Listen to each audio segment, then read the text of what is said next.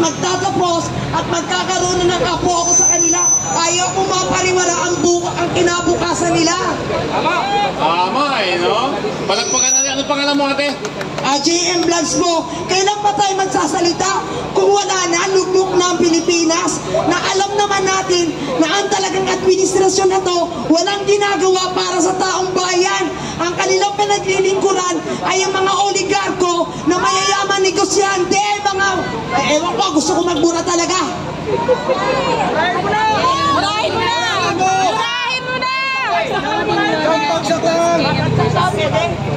Bagsakan ko ba? Oh, bagsakan mo na! Isang bagsak! Kawalan mo na! Tirahin mo! Huwag mo na pigilan! Gusto nila tirahin ko daw no? Hoy, kayo mga mga putang ina ninyo! Mga stupido! Stupid! Loyalistang MPA! Stupid! Stupido!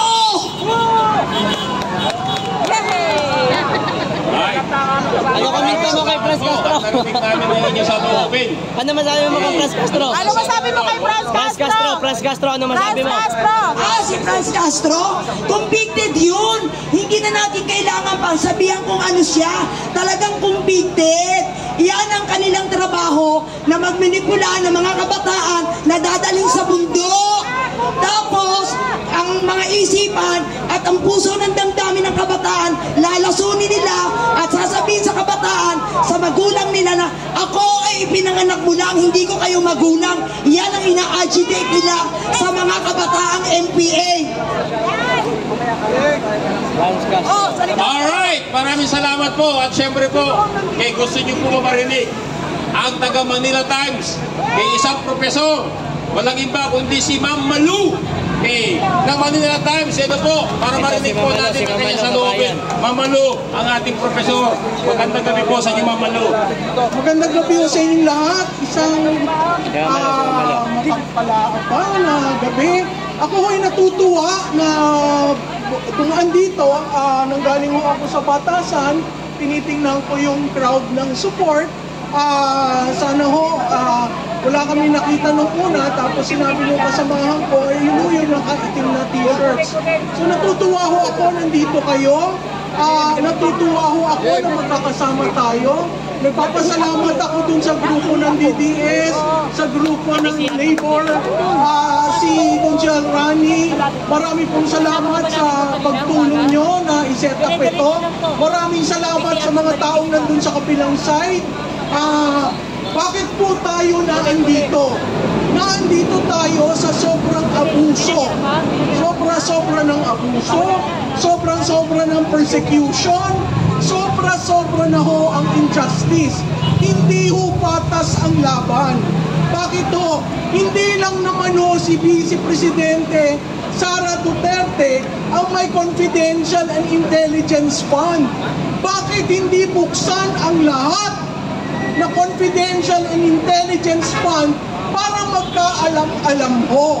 Dahil pinipintura nila na si Vice Presidente ay nanunlimbat ng pera. Wala pa hong ebidensya dahil yan ay nasa COA pa lang. Yun yung sinasabi nilang si Mary Grace Piatos, isinama ho yan sa mga dokumentong binigay ng COA sa House. Wala ho Mary Grace Piatos. Yun ho ay ginawa. 3 pangalan ang isinama doon sa mga dokumentong binigay sa House of Representatives at pinagdududahan. Bakit ho hindi kailangang ibukas ang Confidential and Intelligence Fund? Dahil hindi pa ho tapos ang pag-audit. In-audit sila, mayroong sinasabi na notice of disallowance. Pag notice of disallowance, so parang bumili kayo sa tindahan, walang resibo yung itlog, walang resibo yung mantika. So tatanungin kayo, saan mo ginamit ito? So hindi pa ho natatapos yung prosesong yun. Hanggang Pebrero ho, next year, yung prosesong yun. So, yung ginawa kay Attorney Lopez, kaibigan ko si Laika, ay maling-mali. Dahil umuwi siya galing Los Angeles, Humarap siya sa committee. Nagsalita siya. Sinabi niya yung alam. Bakit pipilitin kung wala siyang personal knowledge? Kung kayo ho ba tinanong, nakita mo ba kung sino kumuha nito? Ang sasagot mo, hindi, dahil wala ka doon. Yun ho ang personal knowledge. Pangalawa, sinaguto niya. Magmula alas 10 hanggang 5 o'clock, isa-isa ang mga questions ng mga kongresista. Naging magalang siya, naging diretso siya sa pananalita, wala siyang binabastos. So ano ang nabastos daw ang Kongreso? Yun daw hong sulat na binasa niya. Ang bawat ahensya ho ng gobyerno may karapatang sumulat sa another ahensya para sabihin ang kanilang posisyon. Hindi ho yun pine-question ang COA. Sinasabi lamang nila kung ano ang posisyon ng Office of the Vice President. Ano ho ang ginawa? Hindi ho ba nag-cite for contempt? Ano ho ang contemptuous sa sinabi niya? Hindi niya dinuro ang kongresista, hindi siya nagsinungaling dahil abogada siya at alam niya kung ano ang ibig sabihin ng personal knowledge. Ano ba ang personal knowledge? Na alam mo na nandun ka. Kung wala ka doon, hindi ka pwede magkomentaryo. Okay? So, sige. Ang sinabi, kung magque-question ka, sabi ni Paduano, pwede kang mag-file ng motion for reconsideration. Hindi pa ho natatapos ang hearing, nag-file siya ng motion of reconsideration. Inaksyonan ba? Hindi. Ano ang sumunod? Nagkaroon ng order. So, kung kayo, titingnan niyo yung proseso, ang dapat inaksyonan ng committee ay ang motion for reconsideration tungkol dun sa citing her for contempt. Okay? Yun hong paglipat ngayon, kaya yung ginawa ay dahil naandun ang ating Vice Presidente. Ngayon, ang sabi ng mga hurado, no? Anong klaseng Vice Presidente yan? Nag-meltdown. Anong klaseng Vice Presidente yan? Nanigaw. Anong klaseng Vice Presidente yan? Nagsabi. Kayo ho, ilang taon na ho, pine-persecute ang ating Vice Presidente. Magmula pa ho kailan? November 2022. Tumahimik ho siya ng 2 taon dahil siya ay kabinete. Nung lumabas siya at nag-resign siya ng June 19, 2 years niya, tumahimik pa rin siya. Pero patuloy ho ng patuloy ang paggiba sa kanya. Hindi naman ho siya kandidato. Hindi siya kandidato sa 2025 at definitely wala siyang sinasabi sa plano niya sa 2028. So bakit gigibain? Dahil may problema ho ang administrasyon na ito sa isang katulad ni Vice Presidente Sara Duterte. Ano po ang mali? Lahat po tayo citizen ng Republika ng Pilipinas. Kung kayo ang nasa lagyan ni Attorney Lopez, madaling araw may kakatok, ang lock ho doon nasa labas. Kaya nga nung nakikiusap kami noon, pwede bang ilagay niyo yung lock sa loob? Kasi kung sa labas, kahit sino pwedeng pumasok. Tama?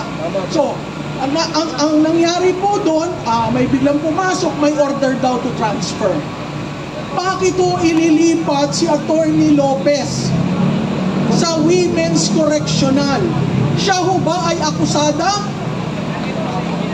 Akusada ng anong krimen? Wala po. Wala. Diba ho? Alam nating lahat na Pilipino yan. Hindi siya akusada, hindi siya convicted. Ang conviction ho galing sa korte. May nag-file ba ho ng kaso sa kanya? Wala. So naandun siya out of her own volition dahil yon ang husga ng komitiya na siya ay cite in contempt. Okay? Sinundan niya ang procedure.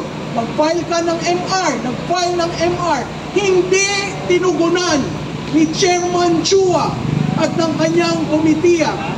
Pero nakakuha ka agad ng desisyon para sa order. Nailipat siya ng hating gabi. Tama ho ba yun? Pag may kumatok sa ating mga bahay, bubuksan natin ng ganung oras?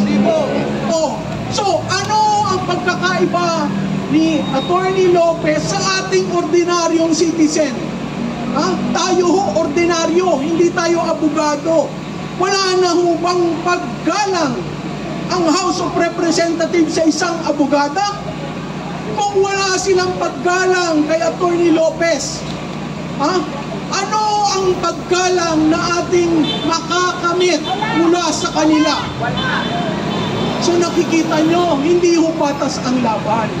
Kaya ang sinabi ni Vice Presidente Sara Duterte, binabastos nyo kami, binabalik lang namin sa inyo ang pambabastos nyo. Itigil na ho natin ito dahil kaban ng bayan, taxes natin ang nagpapaandar ng Ayuda Republic. Itigil na ho natin yan, itigil natin ang paniniil, at itigil na natin ang baliktad na hustisya dito sa ating bayan. So nakikiusap po ako doon sa mga taong nagmamahal sa ating bayan, sumama po kayo dito sa grupong ito. Malaking bagay ang marinig kayo, malaking bagay na magkita-kita tayo. Dahil hindi lamang po ito ang ating kasaysayan. Ang ating kasaysayan ay nag-uugad pa sa EDSA. So, paano tayo nagpapalit ng pamahalaan?